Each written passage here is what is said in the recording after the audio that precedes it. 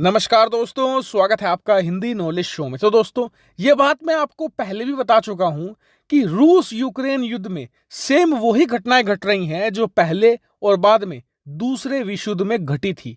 मतलब कि एक ताकतवर देश ने कमजोर पर हमला किया, जिसके बाद बाकी यूरोपियन देशों ने उस कमजोर देश को समर्थन देना शुरू कर दिया, पैसा दिया, हथियार दिया, जिससे वो बड़ा ताकतवर देश बरगला गया और उसने सब पर अटैक करना शुरू कर दिया था, जिससे कि जो युद्ध था यह बड़े महायुद्ध में बदल गया। यही घटनाएं अब रूस यूक्रेन युद्ध में होती दिख रही है, क्योंकि पहले रूस ने यूक्रेन पर हमला किया, उसके बाद यूक्रेन को पश्चिमी देशों ने सपोर्ट करना शुरू कर दिया पैसे से, हथियार से, और इसी वजह से अब रूस को यूक्रेन में भारी नुकसान झेलना पड़ रहा है। और इसीलिए रूस ने भी अब वही कदम उठाया है जो कभी जर्मनी ने उठाया था, यानी कि अब रूस ने जितने भी पश्चिमी देश हैं, अमेरिका है, सबके खिलाफ कार्रवाई करनी शुरू कर दी है। और देखिए, इससे खतरा पैदा हो गया है कि कहीं ये युद्ध अब महायुद्ध में ना बदल जाए, क्योंकि वर्ल्ड वार 1 और 2 में भी ऐसा ही हुआ था। सब लोग हंस रहे थे, मजाक उड़ा रहे थे कि कहीं युद्ध नहीं होगा, लेकिन अंत में कब ये युद्ध महायुद्ध में बदला, किसी को भनक तक नहीं लगी।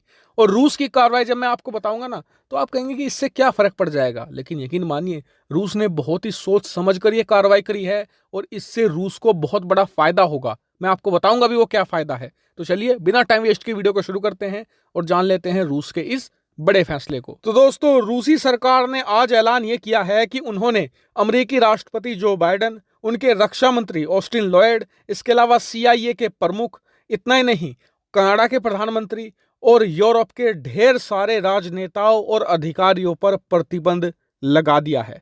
अब कहेंगे कि रूस के प्रतिबंध से क्या होगा?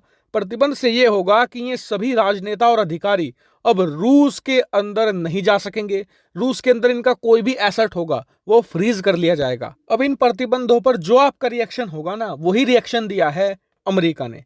अमेरिका ने यह कहा है कि इन प्रतिबंधों का हम पर कोई असर नहीं होगा, क्योंकि ना तो हमारे कोई अधिकारी रूस जाने वाले थे, ना ही उनकी कोई ऐसी प्लानिंग थी, ना ही किसी का बैंक अकाउंट है, ना ही कोई अमेरिकी अधिकारी प्रॉपर्टी ओन करता है रशिया के अंदर। ऐसे में हम पर रूस के इन प्रतिबंधों का 0 असर होगा। अब फैक्चुअली ये बात देखी जाए तो सही भी है, लेकिन रशिया ने कुछ तो सोच समझकर ये प्रतिबंध लगाए होंगे। बिल्कुल।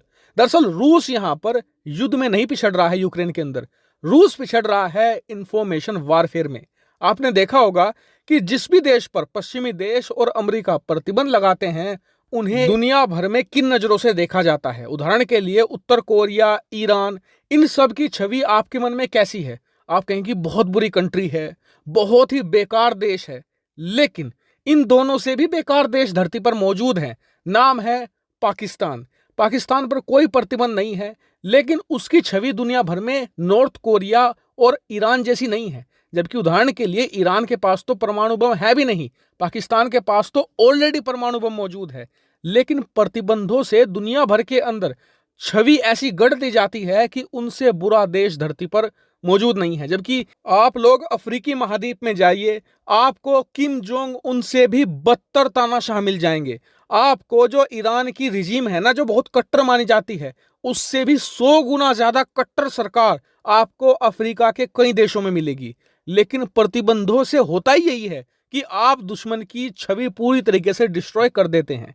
तो अब रशिया यही करना चाह रहा है कि एक तो दुनिया भर में यह परसेप्शन फैलाना चाहता है कि रशिया ही बुरा नहीं है, पश्चिमी देश और अमेरिका भी बुरे हैं, और जो परसेप्शन की लड़ाई है उसमें रशिया पिछड़ना नहीं चाहता। इसके अलावा अपने देश के अंदर भी वो बात फैलाना चाहता है कि जी देखिए, पश्चिमी देश हम पर प्रतिबंध लगा रहे हैं, तो जवाब में व्लादिमीर पुतिन भी उनको सीधा निशाना बना रहे हैं। ऐसे में ये फैसला रूस ने नुकसान के इरादे से नहीं उठाया है, बल्कि यहां पर इंफॉर्मेशन वारफेयर की वजह से उठाया है। हालांकि आप मुझे कमेंट करके बताइए कि क्या रशिया का ये फैसला कुछ असर डालेगा पश्चिमी देशों की छवि पर? कमेंट करके जरूर बताएगा। फिलहाल इस वीडियो में इतना ही। Thank you very much for watching video.